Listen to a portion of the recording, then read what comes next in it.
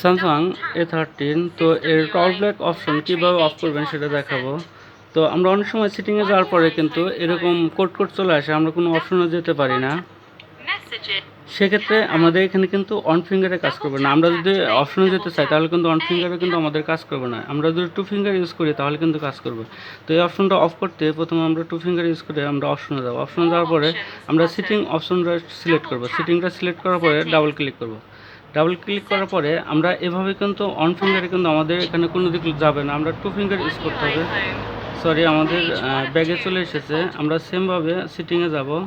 Sitting select করার পরে আমরা যখন অপশন যেতে হলে আপনার টু ফিঙ্গার ইউজ করার পরে নিচে যাব। নিচে যাওয়ার পরে এখানে অ্যাডিশনাল যা রয়েছে, এখানে অ্যাক্সেসিবিলিটি রয়েছে, এটা আমরা সিলেক্ট করব। সিলেক্ট করার পরে আমরা ডাবল ক্লিক করব। ডাবল ক্লিক করার পরে এখানে যে টলব্যাক অপশনটি রয়েছে, টলব্যাককে সিলেক্ট করব। সিলেক্ট করার পরে এখানে যে অন রয়েছে আমরা এটা জাস্ট অফ করে দেব।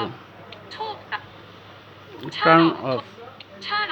আমাদের কিন্তু টলব্যাকটি চলে গেল, অফ হয়ে গেল। আমরা কিন্তু এখন অন ফিঙ্গারে কাজ করতে পারবো। যে কোনো জায়গায় যাবো আমরা অন ফিঙ্গারে কিন্তু আমাদের এখন চলবে। তো আশা করি বুঝতে পেরেছেন স্যামসাং A13 এর টলব্যাক অপশন কীভাবে অফ করবেন।